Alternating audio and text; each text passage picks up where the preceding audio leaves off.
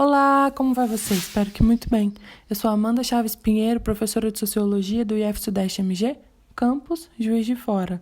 E nessa videoaula a gente vai tratar do gabarito de duas atividades avaliativas do terceiro bimestre de Sociologia, a enquete e o questionário.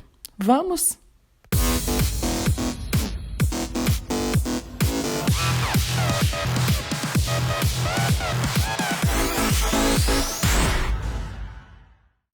Primeiro, a gente vai tratar do gabarito da enquete. Na enquete, a pergunta era: nossa sociedade atual, de acordo com Durkheim, pode ser considerada sociedade de solidariedade mecânica ou sociedade de solidariedade orgânica? Vamos aos conceitos. De acordo com Durkheim, as culturas tradicionais, como a baixa divisão do trabalho, são caracterizadas pela solidariedade mecânica, visto que a maioria dos membros da sociedade está envolvida em ocupações similares, eles estão ligados pela experiência comum e por crenças compartilhadas. E o poder dessas crenças compartilhadas é repressivo. A comunidade rapidamente pune qualquer um que desvie os modos de vida tradicionais. Há pouco espaço para divergência individual. A solidariedade mecânica está fundada no consenso e na similaridade de crenças. As forças de industrialização e de urbanização, contudo, levaram a uma divisão crescente do trabalho que contribuiu para o colapso dessa forma de solidariedade. A especialização das tarefas e a crescente divisão social em sociedades avançadas levaram a uma nova ordem, evidenciando aquilo que a gente vai chamar de solidariedade orgânica, de acordo com Durkheim. As sociedades caracterizadas pela solidariedade orgânica são mantidas unidas pela interdependência econômica das pessoas e pelo reconhecimento da importância das contribuições dos outros. Como a divisão do trabalho se expande, as pessoas se tornam mais e mais dependentes umas das outras, porque cada pessoa precisa de bens e serviços supridos por outras pessoas em outras ocupações. Relações de reciprocidade econômica e de dependência mútua vêm substituir crenças comuns ao criar um consenso social. Então, a nossa sociedade ela é caracterizada como uma sociedade de solidariedade orgânica. As regras dessa sociedade, a nossa, são as da divisão social do trabalho, as profissões e suas respectivas funções. E a gente pode considerar, a resposta correta, então, é a sociedade de solidariedade orgânica. E a gente pode considerar a sociedade de solidariedade mecânica, que é o outro tipo de solidariedade, como sociedades pré-capitalistas, ok? Então, agora a gente vai tratar do gabarito do questionário de sociologia do terceiro bimestre. São 5 questões, aqui numa ordem específica em que elas foram montadas. Pode ser que elas não apareçam na mesma ordem para você. De acordo com a videoaula, a primeira pergunta é essa. De acordo com a videoaula e o material de apoio, quais são para Durkheim os 3 tipos de suicídio identificados por ele? Vamos tratar um pouquinho do conceito de suicídio. O Durkheim encontra, nos seus estudos, 3 formas de suicídio egoísta, que ele vai chamar de egoísta, outro de anômico e outro de altruísta. O suicídio egoísta é quando o indivíduo se afasta da sociedade dos seres humanos, recluso, busca se exterminar. Afasta-se das integrações religiosas, políticas e domésticas, ou seja, o indivíduo que não faz parte de uma religião, não se envolve nas relações políticas de seu grupo, não cria aliança nem possui filhos, tende a se afastar da sociedade como um todo e tem probabilidade de se autoexterminar nesse tipo de suicídio. Nesse caso, só diz respeito ao próprio indivíduo, então é um suicídio como fenômeno individual. O outro suicídio que o Durkheim encontra, ele vai chamar de anômico. É o suicídio que se origina quando o indivíduo suicida acredita que o todo do mundo social, valores, normas, etc., desmorona sobre si. Deste modo, não é um suicídio que depende só do sujeito, mas imerso na sociedade, relaciona-se com o mundo ao redor. Suicídio resultante de crises econômicas, devido à anomalia derivadas entre cônjuges, que geralmente levam aos divórcios. Suicídio, então, como fenômeno coletivo. E a terceira tipo é o suicídio altruísta, por lealdade a uma crença ou uma causa. Durkheim analisou os casos de altruísmo gerados pelo serviço europeu militar, destacando que esse suicídio é mais comum entre os mais altos oficiais do que entre os soldados rasos. Trata-se também, nesse caso, dos suicídios heróicos, como kamikaze ou homens-bomba, por exemplo, ligados a religiões, aliam a sua fé e promovem tais suicídios. A resposta aqui para mim que está correta é a letra A, anômico, altruísta e egoísta. A letra B está errada porque aparece a palavra divergente, a letra C está errada porque aparece individual resiliente e a letra D está errada porque está aparecendo o conceito de cínico, que não é o caso. A segunda questão é, de acordo com o capítulo 5 do livro didático, então lembrando que o capítulo 5 do livro didático é: sejam realistas, exijam o impossível, identidades sociais e culturais. Estão corretas. Para Juarez Dairel, a juventude é uma definição socialmente construída. Então, para ele, é uma categoria social, em que a gente vai sendo socializado a representar papéis socialmente estabelecidos. Então, na primeira afirmativa, disse: 1. Há jovens de diversas classes, etnias e religiões. Sim, a juventude é diversa, né? Há diversas classes, etnias e religiões. 2. As identidades da juventude são dinâmicas. Sim, a juventude também, como categoria social, ela vai se, vamos dizer assim, vai sendo construída a partir do tempo, da época, do espaço.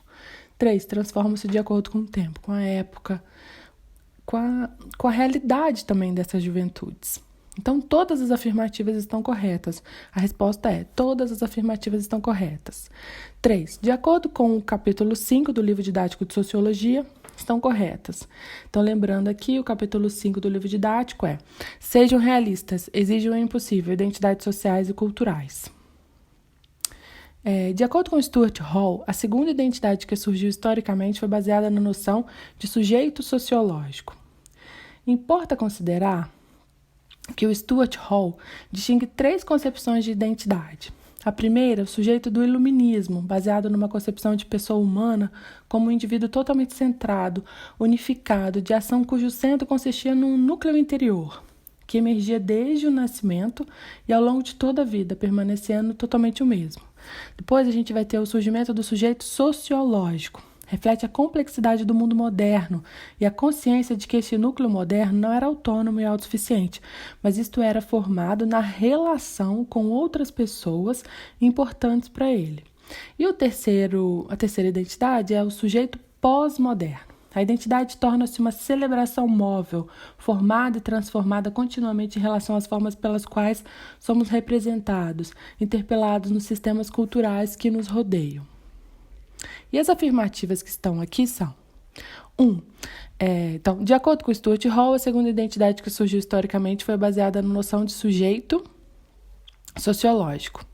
1. Que coincidiu com a ascensão da sociedade moderna, associada ao capitalismo, no século XIX. Sim. 2. Um sujeito que se relaciona integralmente com a sociedade em que vivia. Sim. Um sujeito na relação. Como ele fala aqui, um sujeito que era formado na relação com as outras pessoas importantes para ele. E a terceira, um sujeito desintegrado com a sociedade da época. Essa está errada. Esse sujeito desintegrado com a sociedade da época não diz respeito ao sujeito sociológico. Então, apenas 2 afirmativas estão corretas. Estão corretas aqui parece para mim como 1 e 2, né? Mas eu vou lê-las novamente. Que coincidiu com a ascensão da sociedade moderna associada ao capitalismo no século XIX. Um sujeito que se relacionava integralmente com a sociedade em que vivia. Então, apenas 2 afirmativas estão corretas. Questão 4. De acordo com o capítulo 5 do livro didático de Sociologia, estão corretas. E o capítulo 5 do livro didático de Sociologia é: sejam realistas, exijam o impossível, identidades sociais e culturais. No seu livro A Representação do Eu na Vida Cotidiana, Goffman sustenta a ideia de que na vida social do indivíduo, por consequência de sua identidade, pode ser entendida como uma representação teatral, como se a gente estivesse assumindo, representando papéis sociais, papéis socialmente estabelecidos. Está correto. 2. O indivíduo e sua identidade são produtos de uma cena que é representada durante uma determinada situação. Sim, a gente num contexto a gente vai representar um tipo de papel, no outro tipo. 3. A ideia de identidade é muito parecida com a do George Mead. Em ambas, segundo ele, pode-se afirmar que os indivíduos assumem diversas identidades, dependendo de uma determinada situação social em que esses mesmos indivíduos se encontram. Ou seja, todas as afirmativas estão corretas. Vou lê-las novamente. No seu livro A Representação do Eu na Vida Cotidiana, Goffman, esse livro é um clássico da sociologia, um livro extremamente interessante, importante, recomendo a leitura. Goffman sustenta a ideia de que na vida social do indivíduo, por consequência da sua identidade, pode ser entendida como uma representação teatral. 2. O indivíduo e sua identidade são produtos de uma cena que é representada durante uma determinada situação. 3. A ideia de identidade é muito parecida com a do George Mead. Em ambas, segundo eles, pode-se afirmar que os indivíduos assumem diversas identidades, dependendo de uma determinada situação social em que esses mesmos indivíduos se encontrem. Então, todas as afirmativas estão corretas. E a quinta questão é, de acordo com o capítulo 5 do livro didático, lembrando então aqui que o capítulo 5 do livro didático é: sejam realistas, exijam o impossível, identidades sociais e culturais. Estão corretas. 1. A condição juvenil no Brasil se manifesta em várias dimensões. São várias juventudes, né? 2. A primeira delas é a dimensão do trabalho.